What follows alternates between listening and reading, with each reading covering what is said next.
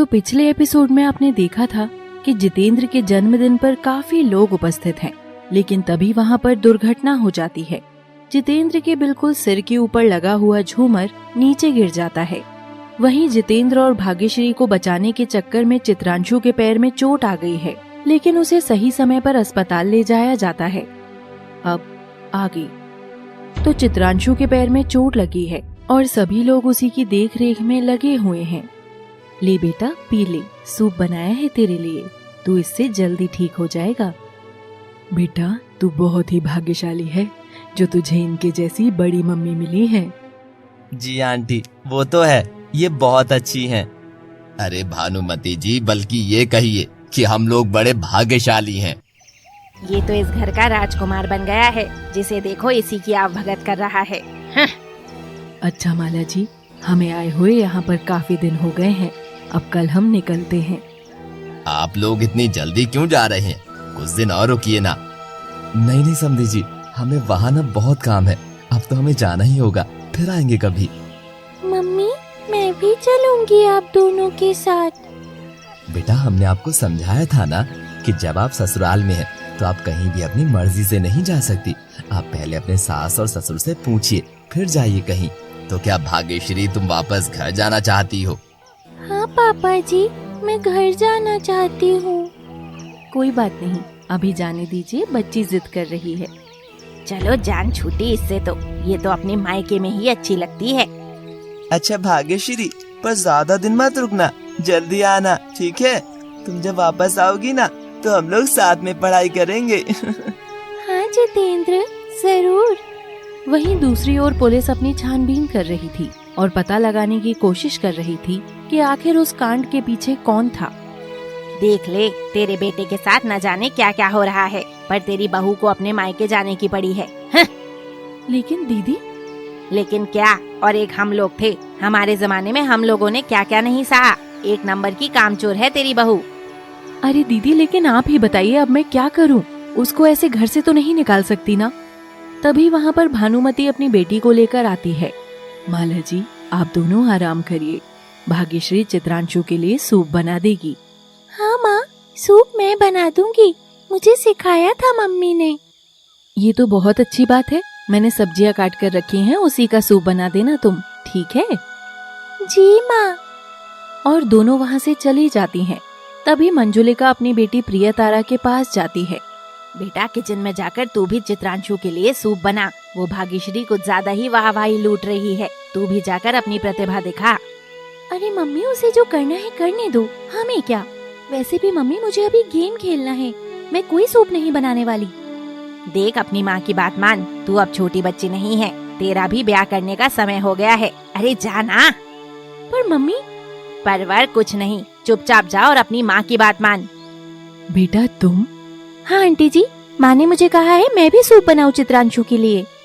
मंजुलिका छुपकर उन तीनों की बातें सुन रही थी, तो अपनी बेटी की ये बात सुनकर वो गुस्सा करने लगती है। उफ, अब इसे बताने की क्या जरूरत थी कि मैंने ही इसे भेजा है, बेवकूफ लड़की। लेकिन सूप तो मैं बना रही हूँ, ये देखो मैंने बनाने के लिए बर्तन भी रख दिया था। अच्छा, तो ये तुम बना रही हो ना, मैं अलग से बनाऊंगी दूसरे बर्तन में। अच्छा ठीक है बेटा, तुम भी बना लो। चलो, जैसे जैसे भाग्यश्री बना रही है वैसे वैसे मैं भी बना देती हूँ। वैसे तो प्रियतारा को उसकी माँ ने खाना पकाना सिखा रखा था, लेकिन फिर भी वो बढ़िया खाना नहीं बना पाती थी और दोनों सूप बनाने में लग जाते हैं। भाग्यश्री बेटा अच्छे से बनाना, शिकायत का कोई मौका मत देना। हाँ माँ, जरूर। अच्छा तो मेरा ही बनेगा। हाँ हाँ क्यों नहीं। और थोड़ी ही देर में दोनों का सूप बनकर तैयार हो जाता है। तभी मंजुलिका भानुमति को आवाज लगाकर बुला लेती है। जी क्या हुआ? जी समधन जी, जरा मेरा ये कपड़ा थोड़ा सा फट गया है, क्या आप सिल देंगी? भानुमति मना नहीं कर पाती है, क्योंकि वो उन्हें कोई भी शिकायत का मौका नहीं देना चाहती थी। बहुत बहुत शुक्रिया भानुमति जी, अच्छा आप इसे सिल दीजिए, मैं जरा माला से मिलकर आती हूँ, वो मुझे बुला रही थी। जी जी। और मंजुलिका सीधे जाती है किचन में। ठीक है, अब तुम दोनों चित्रांशु के कमरे में जाओ, तब तक मैं दोनों कटोरियों में सूप डाल कर लाती हूँ। अरे हम दोनों ले जाते हैं ना, आप क्यों परेशान होती है मासी माँ? नहीं नहीं, वैसे भी चित्रांशु को ये सूप पिलाना बहुत जरूरी है। अगर तुम दोनों ने रास्ते में गिरा दिया तो गड़बड़ हो जाएगी। अब मेरी बात मानो और जाओ यहाँ से। ठीक है माँ, हम दोनों चलते हैं। अब आएगा मजा। मंजुलिका एक ही रंग की 2 कटोरी में दोनों की बनाई हुई सूप को डालती है और उन 2 कटोरियों को ट्रे में रखकर चित्रांशु के कमरे में जाती है। ये लो बेटा, सूप पियो और बताओ इन दोनों में से कौन सा अच्छा है। जी वाह, एकदम कमाल कर दिया, बहुत ही अच्छा बनाया है। ये वाला मेरी बेटी ने बनाया है। मुझे खुशी हुई चित्रांशु कि तुम्हें मेरा बनाया हुआ सूप पसंद आया।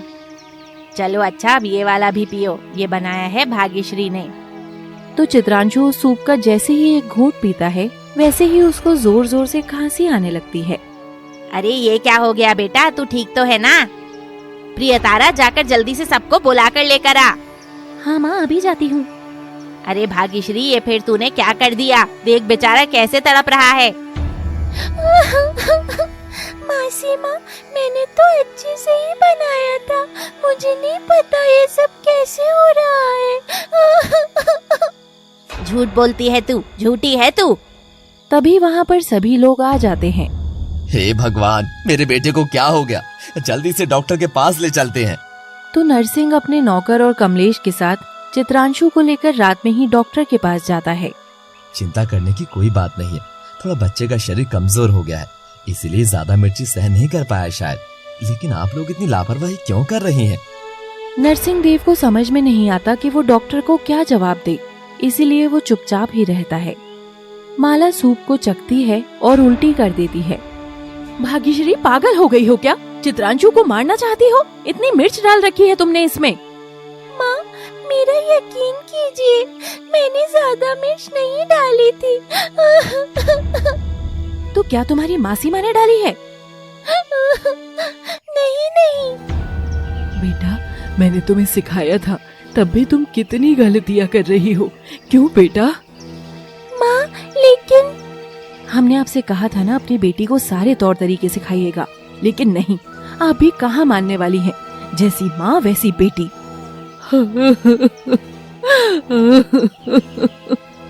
सासू माँ, जो कहना है आप मुझे कह लीजिए, लेकिन मेरी मम्मी को कुछ मत कहिए। लेकिन भानुमति माला देवी की ये सब बात सुनने के बाद सदमे में चली जाती है और कुछ नहीं बोलती है, बस रोती रहती है। माँ, मत रोना, मुझे बिल्कुल भी अच्छा नहीं लग रहा है। माँ, आप ऐसे क्यों रो रही हैं? तभी जितेंद्र भाग्यश्री के पास जाने की कोशिश करता है, लेकिन माला उसके हाथ को पकड़कर रोक लेती है। और वहीं थोड़ी देर बाद सभी लोग चित्रांशु को लेकर घर पहुंच जाते हैं। वहीं निहारिका अपने भाई की ऐसी हालत देखकर परेशान हो रही थी। बेटा, अब तुम आराम करो, ठीक है? चिंता मत करो, तुम बिल्कुल ठीक हो जाओगे। समझ में नहीं आता कि तुम सबसे इतनी लापरवाही कैसे हो सकती है। मगर हमने कुछ नहीं किया है, वो सूप तो भाग्यश्री ने बनाया था। तुम बार बार उस छोटी बच्ची के ऊपर इल्जाम क्यों लगाती हो? तुम्हें इस बात का ध्यान रखना चाहिए था कि वो अभी एक बच्ची है। अरे सूप तो बड़ों से भी नहीं बनता और तुमने उसे सौंप दिया ये काम। बच्ची नहीं है वो, उसका विवाह हो चुका है, अब उस पर जिम्मेदारी है। जी हाँ जीजा जी, माला सही कह रही है। अगर उसको घर का काम नहीं करना था तो उसका विवाह क्यों करवाया इसके माँ बाप ने? अब बीच में मत बोलिए, हमने आपसे कुछ नहीं पूछा है। अच्छा, तो कल की आई हुई लड़की के लिए आप हमें ऐसा कह रहे हैं? आपको तो समझाने का कोई फायदा ही नहीं है, छोड़िए। जितेंद्र की पिताजी, हमें आपसे ये उम्मीद नहीं थी। आज आप मेरी दीदी को चुप रहने के लिए बोल रहे हैं और कल हमें भी चुप रहने के लिए कहेंगे। क्यों? सही कह रही हूँ ना? माला, बात समझने की कोशिश करो, क्या हो गया है तुम्हें? नहीं, समझने के लिए रह ही क्या गया है। मैं गरीब घर की बेटी हूँ ना, इसलिए आप मेरे साथ ऐसा व्यवहार कर रहे हैं। और दीदी मेरे साथ यहाँ रहती है तो आपको बोझ लगती है। देखो माला, अगर मुझे तुम्हारी दीदी बोझ लगती तो मैं इतने सालों तक उन्हें थोड़ी रखता। तुम इतनी छोटी सी बात के लिए कैसी कैसी बातें कर रही हो। राय का पहाड़ मत बनाओ। हाँ, मैं बात कर रही हूँ तो आपको ये भाग्यश्री मुझसे ज्यादा अच्छी लगती है ना? अरे आपको नहीं पता कि एक भोली सूरत के पीछे एक चालाक लोमड़ी छुपी हुई है। तुम होश में तो हो? पागल हो गई हो क्या तुम? हाँ, मैं पागल हो गई हूँ। जब से ये लड़की हमारे घर में आई है तब से मैं पागल हो गई हूँ। ये सब देख कमलेश और भानुमति को बहुत बुरा लगता है। अब कमलेश और भानुमति से रहा नहीं जाता और वो अपनी बेटी की तरफ से बोलते हैं। देखिए माला जी और नरसिंह देव जी, आप दोनों ऐसे झगड़ा मत करिए। मेरी बेटी से जो भी गलती हुई है उसके लिए हम माफी मांगते हैं। हमारी बेटी की वजह से आप दोनों अपने रिश्ते खराब मत करिए। हम आप दोनों के बीच शांति चाहते हैं। शांति? कौन सी शांति? कैसी शांति? आपकी बेटी के इस घर में रहते तो कोई शांति नहीं आने वाली है। सासू माँ, आप ऐसा क्यों कह रही हैं?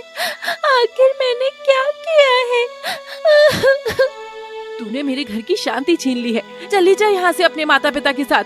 वैसे भी तुझे तो ये घर अच्छा नहीं लगता ना। मम्मी, आप उसे ऐसे जाने के लिए मत कहो। तू चुप कर, ज्यादा चमचागिरी करने लगा है उसकी।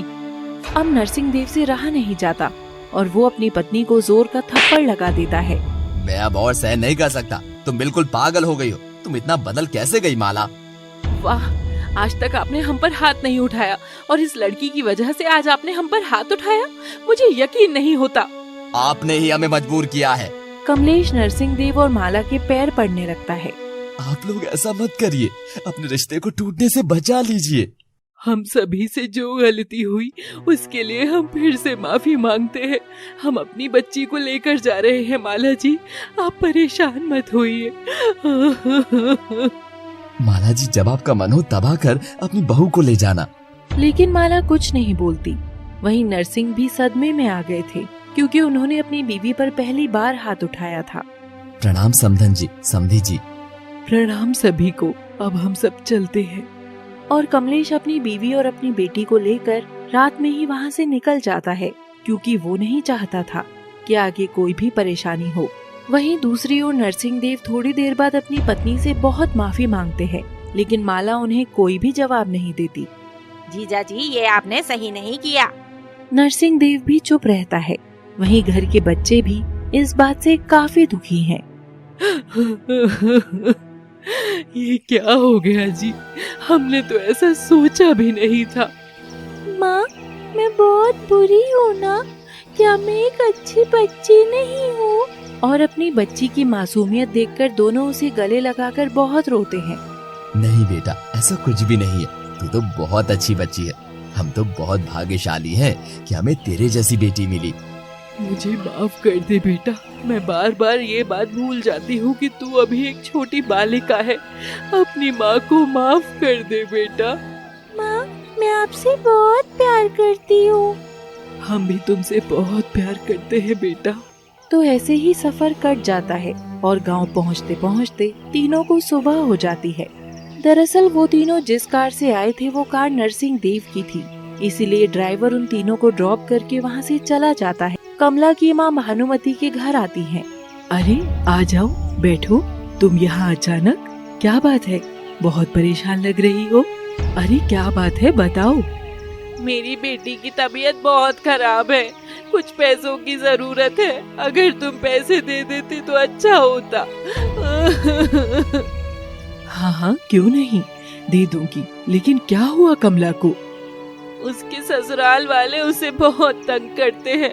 उसका पति भी अच्छा नहीं है। लेकिन भानुमति, ये बात गांव में किसी को मत बताना, नहीं तो बदनामी हो जाएगी। हाँ हाँ, नहीं बताऊंगी। भानुमति, कमला की ससुराल वाले उसे सिर्फ तंग ही नहीं करते बल्कि उसे मारते भी हैं। मेरी बेटी को गर्म चिमटे से भी जलाया है उन्होंने। उसके हाथ में निशान पड़ गए हैं। क्या? तो तुम्हें पुलिस के पास जाना ही चाहिए। पुलिस वाले क्या ही कर पाएंगे भानुमति, कुछ नहीं होगा और ऊपर से गांव वालों के सामने थू थू हो जाएगी। लेकिन कुछ ना कुछ तो करना ही होगा। भानुमति, मुझे बस कुछ पैसे दे दो, मैं अपनी बेटी का इलाज करवा दूंगी। ठीक है सरला, लेकिन एक बात बताओ, क्या तुम कमला को उसके ससुराल फिर से भेजोगी? नहीं, अभी नहीं, अब 2 साल बाद भेजूंगी। क्या करूं, भेजना तो पड़ेगा ही ना। कमला के पापा ने कहा है कि वो उसके ससुराल वालों से बात करेंगे। और उसके बाद भानुमति अपने कमरे में जाती है और पैसे लेकर आती है। ये लो सरला, मेरे पास भी ज्यादा पैसे नहीं है। ये थे, तुझे दे दिए। अपनी बेटी का अच्छे से इलाज करवाना। बहुत बहुत धन्यवाद भानुमति। और वो वहाँ से चली जाती है। उस वक्त भाग्यश्री अपने कमरे में बैठकर राजा और रानी की कहानियाँ पढ़ रही थी। भानुमति अपनी बेटी की ओर बड़े दुखी भाव से देखती है और उसकी शादीशुदा जिंदगी के बारे में सोचती है। तभी भाग्यश्री अपने कमरे से अपनी किताब लेकर बाहर निकलती है। माँ, ये राजा पापा है और ये रानी आप हैं। अच्छा, हाँ माँ, आपको पता है इस कहानी में इन राजा और रानी की एक प्यारी सी राजकुमारी भी है। हे गणेश जी, मेरी बेटी की शादीशुदा जिंदगी को बचा लेना। तो भाग्यश्री का वक्त ऐसे ही अपने मायके में बीत जाता है। उसे अपने मायके में रहते हुए करीब 2 महीने हो चुके हैं।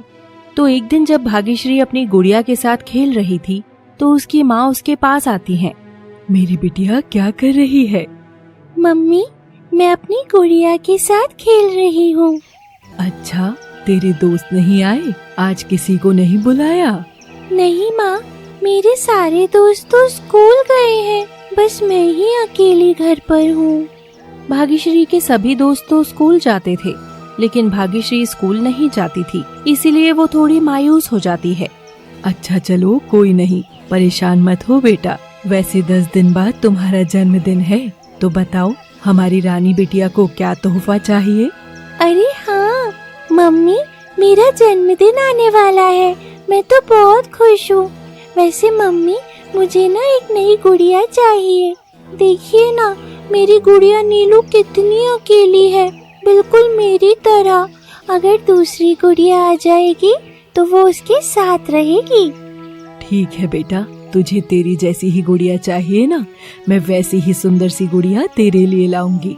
अब थोड़ा हंसकर दिखा।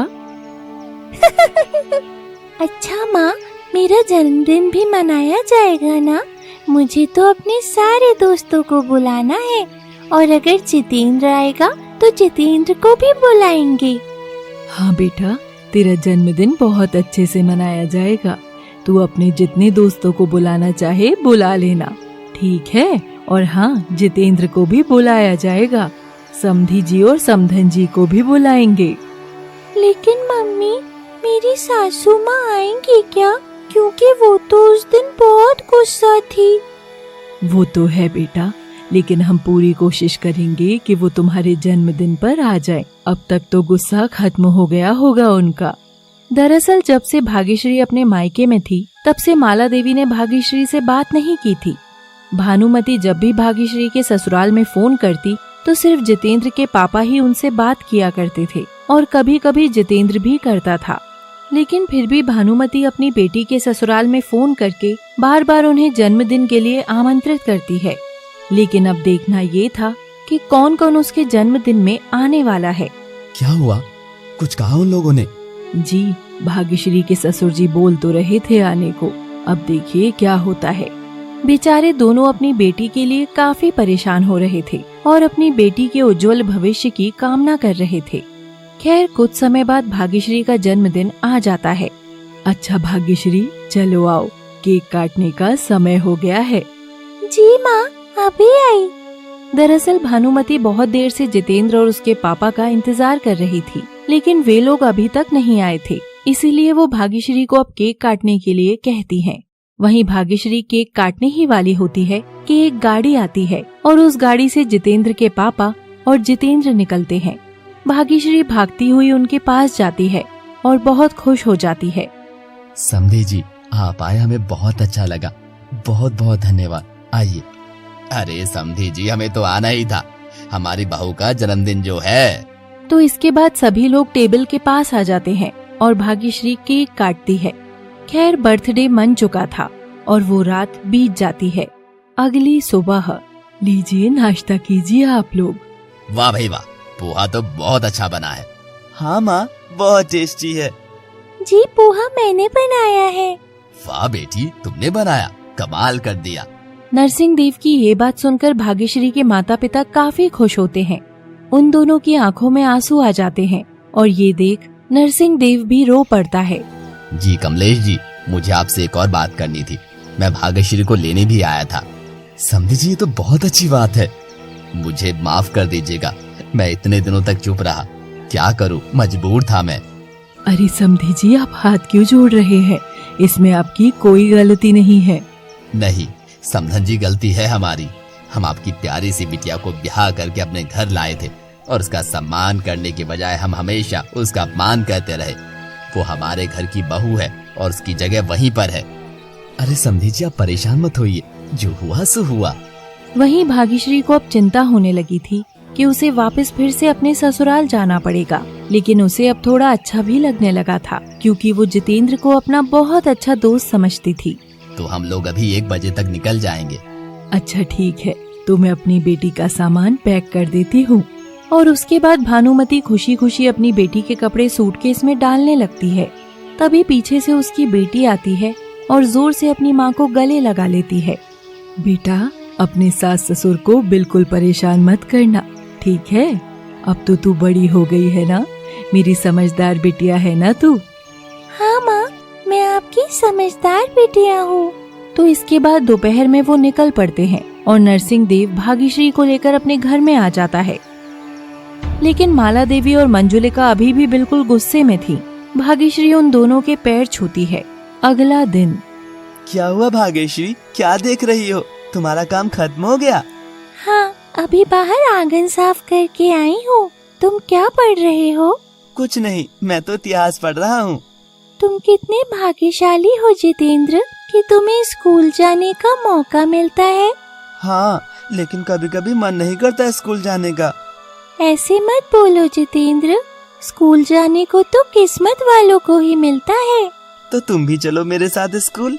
नहीं जितेंद्र, मैं अब स्कूल नहीं जा सकती क्योंकि मेरी शादी हो गई है और बड़े लोग बोलते हैं कि जिनकी शादी हो जाती है वो स्कूल नहीं जाते हैं। अरे ऐसा कुछ भी नहीं है। ठीक है, मैं मम्मी से पूछूंगी। वो दोनों जब ये सब बातें कर रहे थे तो बदकिस्मती से माला देवी उनके कमरे के बाहर होती हैं और वो इनकी सारी बातें सुन लेती हैं। तभी शाम के समय माला भाग्यश्री को अपने कमरे में बुलाती है। मैंने सुना है तुम्हें स्कूल जाना है। वो माँ, जितेंद्र ने बोला था कि मैं उसके साथ स्कूल जाऊँ। अच्छा, तुम नहीं जाना चाहती? हाँ माँ, मैं स्कूल जाना चाहती हूँ, बड़े होकर कुछ बनना चाहती हूँ। तो तुमने अच्छे से मन में ठान लिया है कि तुम इस घर की बदनामी करवा कर ही रहोगी?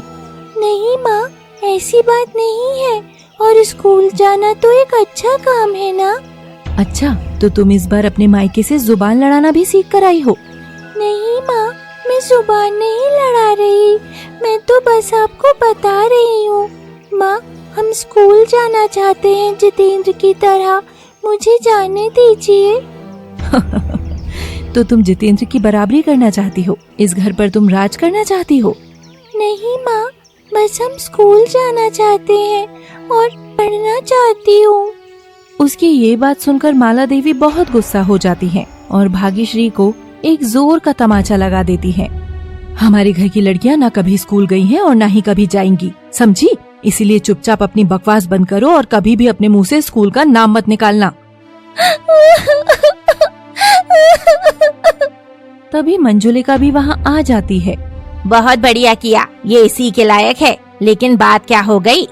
कुछ नहीं दीदी, स्कूल जाने की जिद कर रही थी, अब कभी दोबारा नहीं करेगी ऐसी जिद। भाग्यश्री, अब जाओ अपने कमरे में। भाग्यश्री रोते हुए अपने कमरे में चली जाती है। उसके गाल पर उंगलियों के निशान छप जाते हैं। क्या हुआ, रो क्यों रही हो तुम? अरे तुम्हें ये किसने मारा? तुम्हारे गाल पर उंगलियों के निशान छपे हुए हैं। रुको, मैं अभी आता हूँ। जितेंद्र भागता हुआ अपने पापा को बुलाकर ले आता है। नरसिंह देव उसे देखकर समझ जाता है। माला, माला, यहाँ आओ। माला देवी और मंजुलिका घबरा जाते हैं। जी बोलिए, क्या बात है? भाग्यश्री क्यों रो रही है? मैं नहीं जानती। इसके गाल पर निशान कैसे है?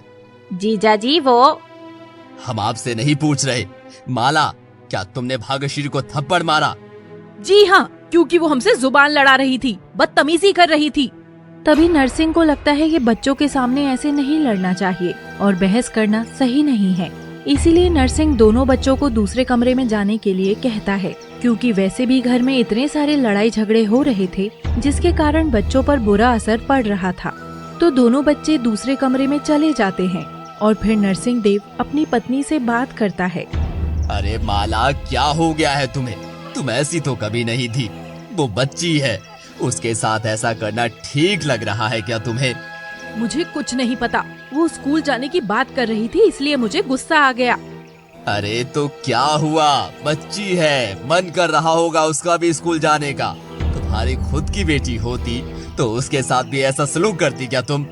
अच्छा, तो इसका मतलब आप उसके स्कूल जाने में उसका समर्थन दे रहे हैं? आपने इतना समर्थन तो मुझे भी नहीं दिया था जब आपकी माँ जिंदा थी। हम भी तो पढ़ लिख कर कुछ बनना चाहते थे।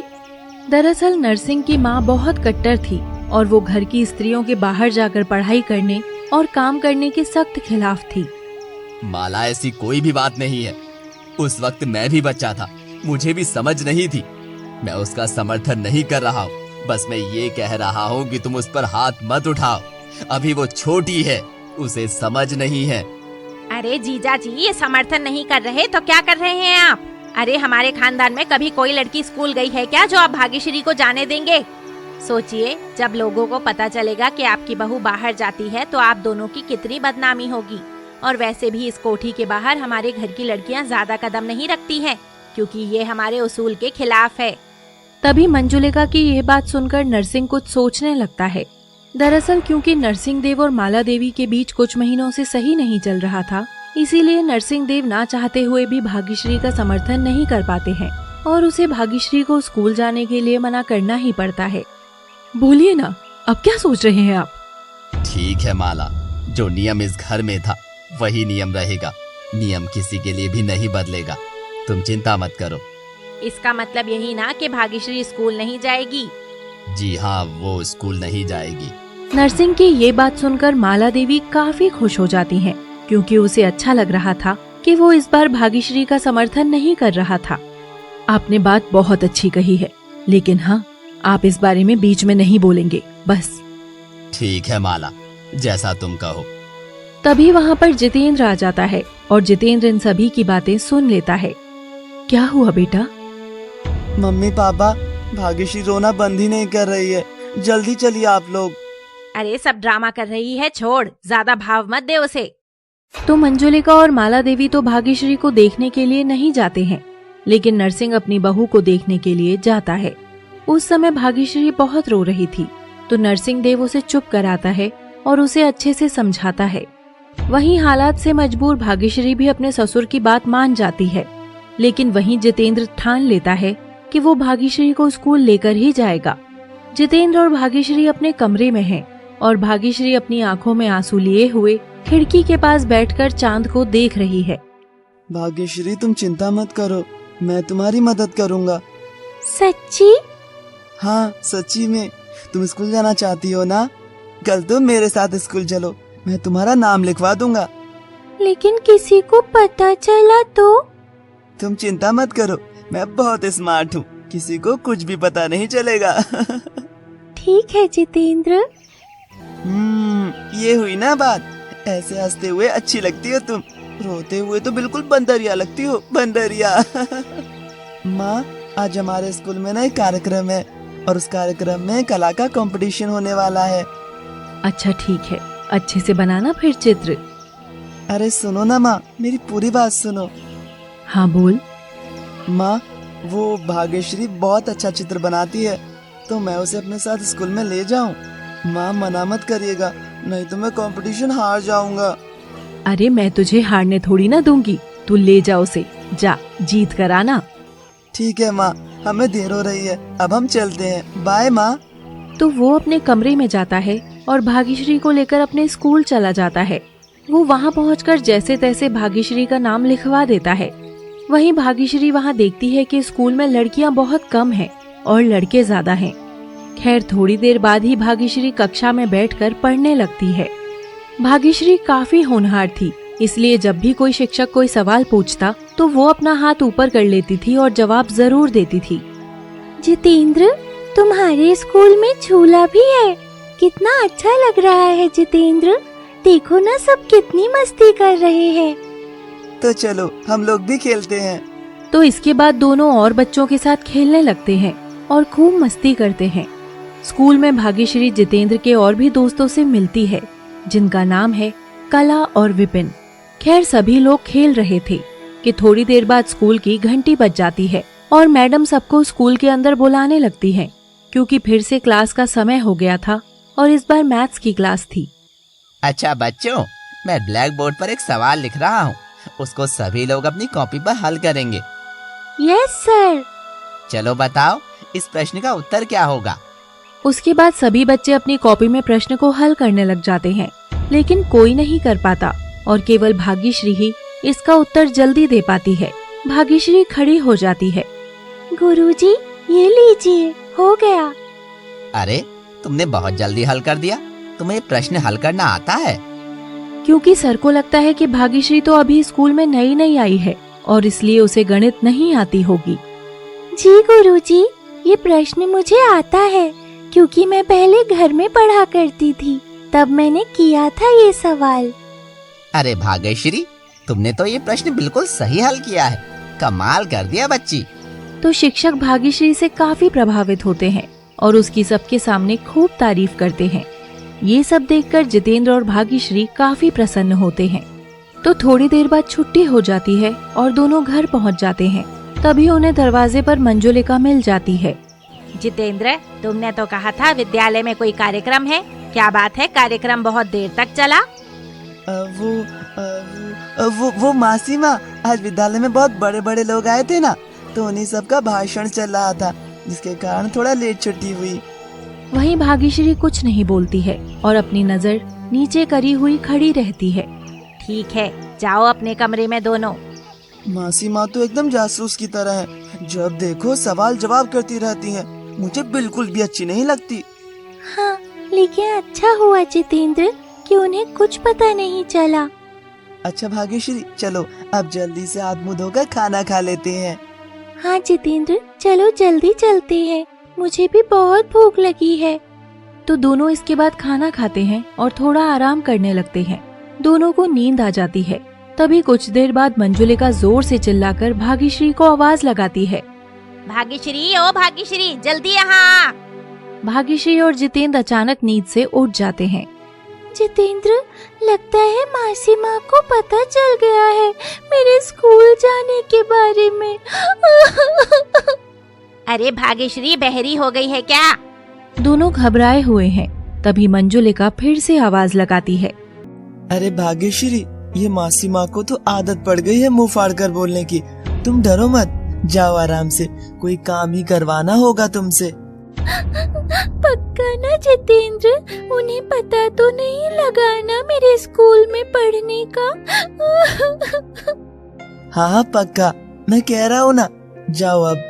भाग्यश्री किचन में चली जाती है। ओहो, आ गई महारानी, उठ गई। जी वो मासी माँ। अरे चुप कर, बहाने कम कर और जाकर अपनी सास की मदद कर, कामचोर कहीं की। माँ बताइए क्या काम है, मैं कर देती हूँ। रहने दे, तू जाकर आराम कर, नहीं तो कहोगी मैंने तुमसे बहुत काम करवाया। और वैसे भी देख, यहाँ प्रिया तारा है, देख मेरी कितनी मदद कर रही है बेचारी। नहीं माँ, मैं ऐसा क्यों कहूँगी, लाइए मैं ये आटा गूंथ देती हूँ। वाह, गोभी की सब्जी से तो बहुत खुशबू आ रही है, कमाल कर दिया तूने तो। है ना माँ, मैंने जो बनाई है। भाई, मेरी बेटी जिस घर में भी जाएगी उनके तो भाग्य खुल जाएंगे, वो घर बहुत सुखी रहने वाला है। हाँ दीदी, सही कहती हो, बहुत भाग्यशाली होंगे वो लोग। भाई, सबकी किस्मत मेरी तरह थोड़ी ही होती है। भाग्यश्री को ये बात सुनकर दुख होता है। चलिए, खाना बन गया है, खाना लगा देते हैं आप सभी के लिए। ठीक है। और सभी लोग मिलकर डाइनिंग टेबल पर खाना पीना करते हैं और अपने अपने कमरे में चले जाते हैं। जितेंद्र, तुम्हें पता है आज मम्मी मुझसे बहुत नाराज थी क्योंकि मैं किचन में बहुत देर से गई थी ना, इसलिए। अरे तो क्या हुआ, तुम बहुत थकी हुई थी। जितेंद्र, अगर मैं रोज स्कूल गई तो ऐसे ही थक जाऊंगी और सो जाऊंगी, तो सबको पता चल जाएगा कि मैं कहीं जाती हूँ। कल से मैं स्कूल से आकर नहीं सोऊंगी, आज तो गलती से सो गई। ठीक है भाग्यश्री, जैसा तुम्हें ठीक लगे। अच्छा चलो, मास्टर जी ने हमें जो होमवर्क दिया था वो हम कर लेते हैं। ठीक है जितेंद्र। तो दोनों मिलकर स्कूल में जो होमवर्क दिया गया था वो करने लगते हैं। तभी थोड़ी देर बाद प्रियतारा कमरे में आती है। ओहो पढ़ाकू, मैं यहाँ तुम्हें मेहंदी लगाने आई हूँ। वो क्या है ना, मैं मेहंदी लगाना अच्छे से सीख रही हूँ, इसलिए मुझे तुम्हारे हाथ में अभ्यास करना है। अरे प्रियतारा, रात हो चुकी है, कल लगा लेना। अरे नहीं जितेंद्र, प्रियतारा का मन कर रहा है तो लगाने दो ना। अरे रहने दो, जा रही हूँ मैं। अरे नहीं प्रियतारा, ऐसे मत कहो, जितेंद्र तो ऐसे ही बोल रहा है। लो लगा लो मेहंदी। ठीक है। और प्रियतारा का मन रखने के लिए मेहंदी लगवाने को तैयार हो जाती है और मेहंदी लगाते लगाते 1 घंटा बीत जाता है और सभी को नींद भी आने लगती है। लो हो गया, कैसी है बताओ? अच्छा अब मैं चलती हूँ। ठीक है, वैसे मेहंदी बहुत प्यारी लगाई है। तुमने क्यों लगवाई मेहंदी? देखो रह गया ना सारा होमवर्क।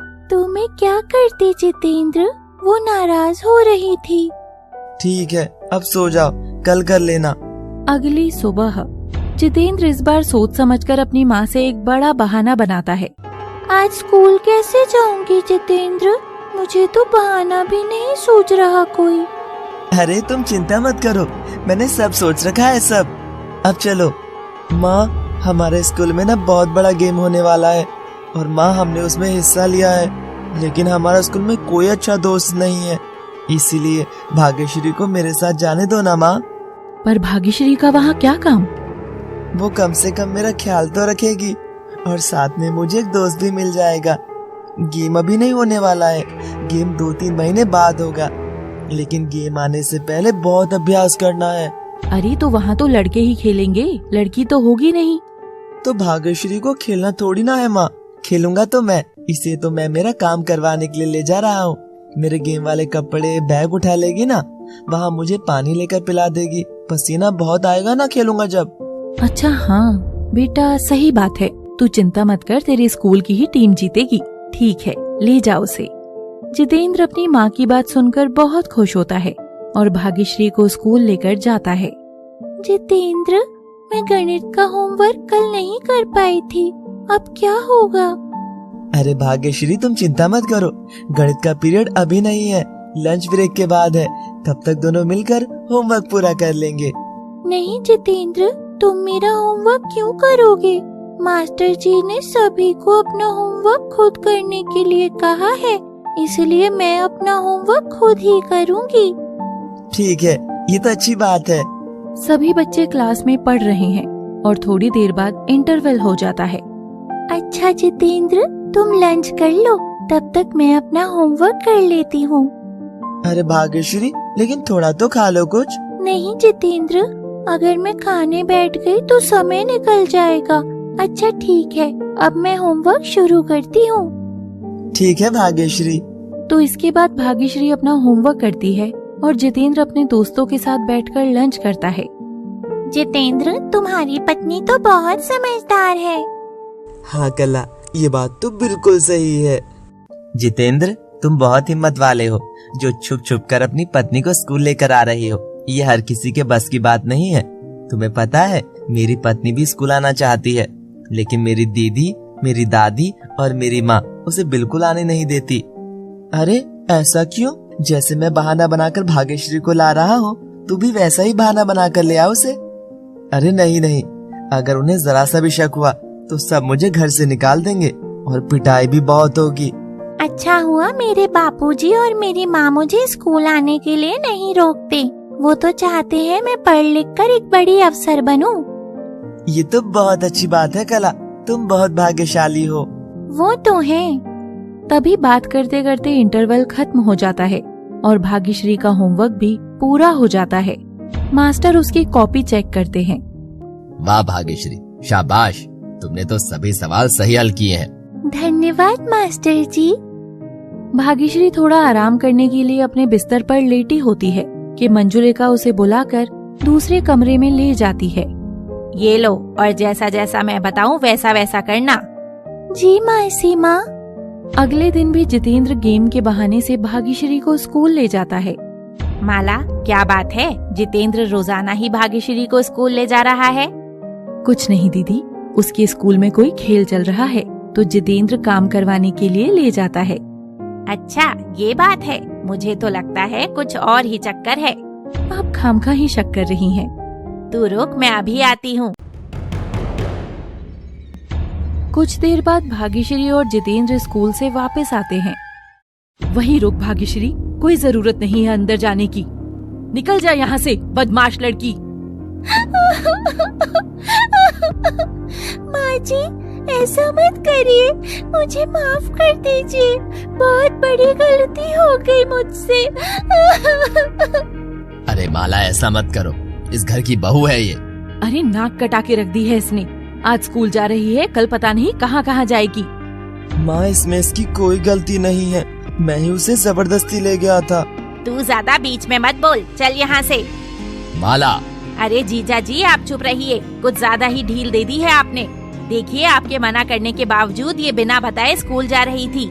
उसके बाद मंजुलिका जितेंद्र को दूसरे कमरे में ले जाकर बाहर से कुंडी लगा देती है और वापस आती है।